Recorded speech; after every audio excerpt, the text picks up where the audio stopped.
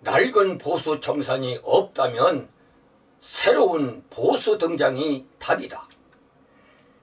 김용범 대통령 정책실장은 인공지능 시대 과실은 특정 기업만의 결과가 아니다.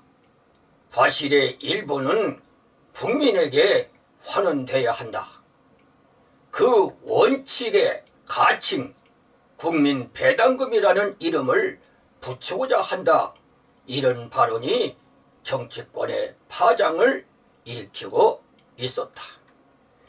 이에 대해 권석준 성균관대 화학공학과 교수는 반도체는 수십조 원 단위의 설비 투자가 적기에 집행되어야 하고, 그러려면 현금 흐름이 막힘없이 돌아가야 한다라고 말하면서 장비 업그레이드 타이밍을 한번 놓치면 따라잡는데 몇 년이 걸린다라는 우려를 밝혔다.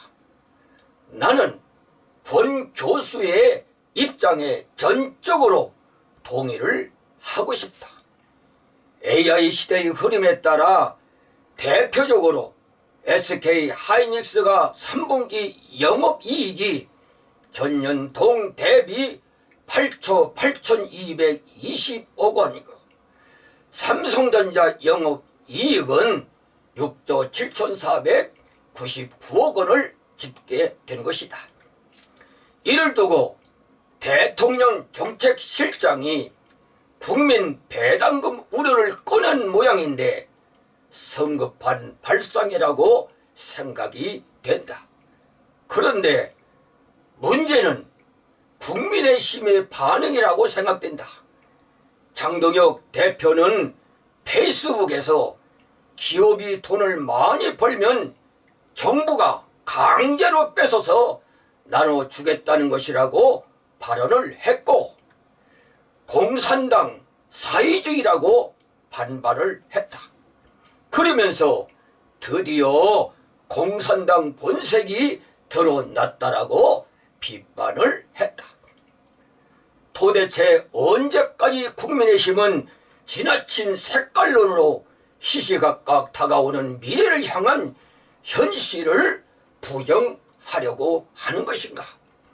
언제까지 낮고 낡은 보수의 틀에서 벗어나지 못하고 있는 것인가?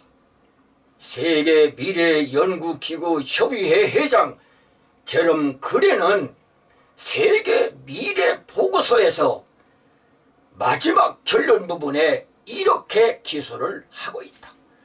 보편적 기본소득은 이제 재정적으로 지속 가능한 것으로 보이면서 2035년경 일부 부유 국가에서 시작될 예정이다라고 밝혔다.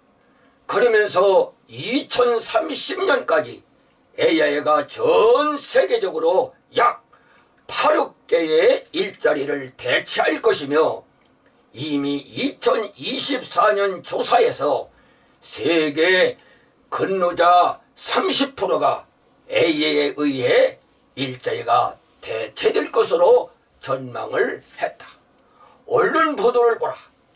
미국의 보안 기업체 클라우드 플레이어는 2026년 1분기 실적이 9,376억 원으로 역대 최고의 실적임에도 불구하고 전체 직원 20%인 1,100명을 감원했다. 그러면서 이는 AI 중심으로 모든 직무를 재편하는 과정에서 벌어진 어쩔 수 없는 인력 감축이라고 설명을 했다. 세계적 기업들 중 메타는 2026년 1분기 총수익 전년 대비 33%가 증가했는데, 그럼에도 불구하고 8,000명을 감원시켰고, 마이크로소프트웨어는 2026년 3분기 총수익이 545억 달러로 전년 대비 29%가 증가했으나 8,700여 명을 감축했다. 더 주목해야 할 것은 인력 감축이 BIT 기업으로 확장되고 있다는 사실이다. 이런 현상은 불가불 부익부 빈익빈 현상으로 나타날 수밖에 없다. 앞으로 대기업은 AI로 불을 거머쥘 수 있지만 AI의 발전은 인력 감축으로 이어져서 계속 실업자를 양산해낼 것이다.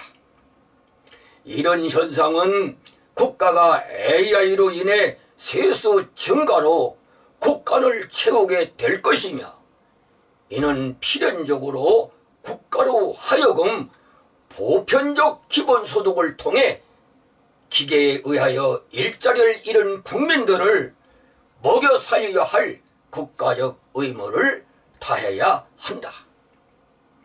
다시 말하면 보편적 기본소득은 머지않은 미래의 대세가 될 수밖에 없다는 것이다.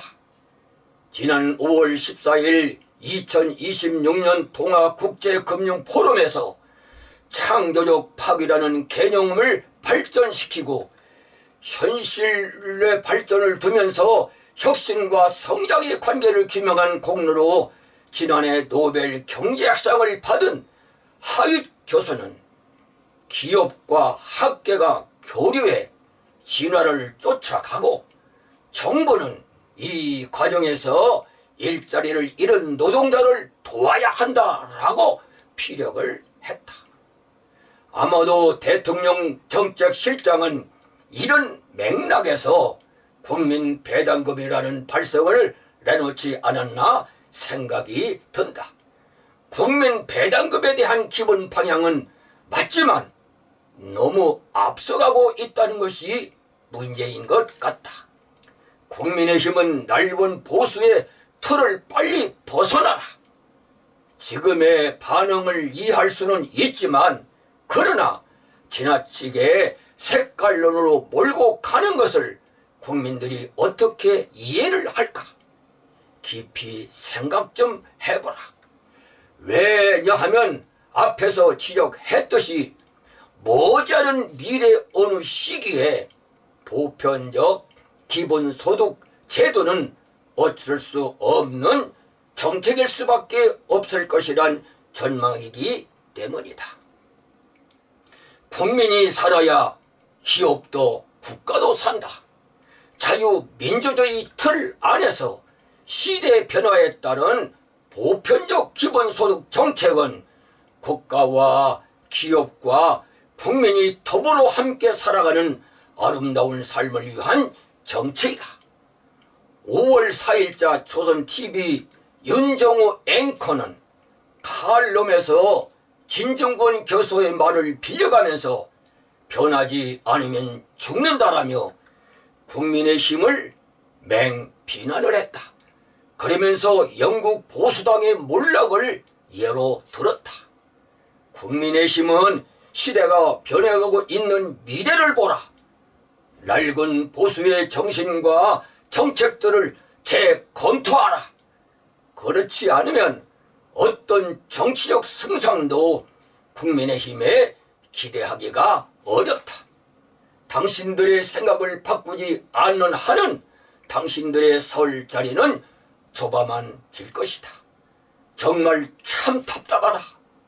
이재명 대통령은 최근 박정희의 샘어울 운동은 이 시대에도 여전히 유용하다라는 뜻을 밝혔다. 이념을 초월한 시대의 변화를 읽지 못하는 정당의 설자리는 앞으로 없다. 과감한 개혁만이 국민의힘이 살 길이다. 낡은 보수의 이미지를 청산하라. 유럽에서 1만 명을 대상으로 한 기본소득 조사에서 65%가 찬성을 했고, 국내 기본소득 민간독립연구소에서 전국 성인 남녀 1000명을 대상으로 조사한 결과 61.8%가 기본소득에 찬성을 했다. 다시 말하면 앞으로 AI 발전으로 머지않은 미래에는 보편적 기본소득은 피할 수 없는 필연이다.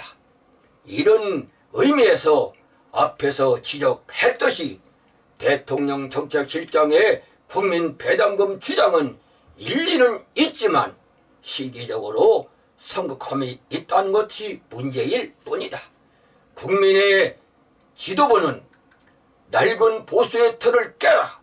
이제 계속 거부한다면 보수의 재건과 정권 재창출을 위해 불갑을 아픔을 딛고 새로운 보수의 가치가 등장을 해야 한다. 그래야 보수 정권 재창출의 꿈은 가꿔질 수가 있다.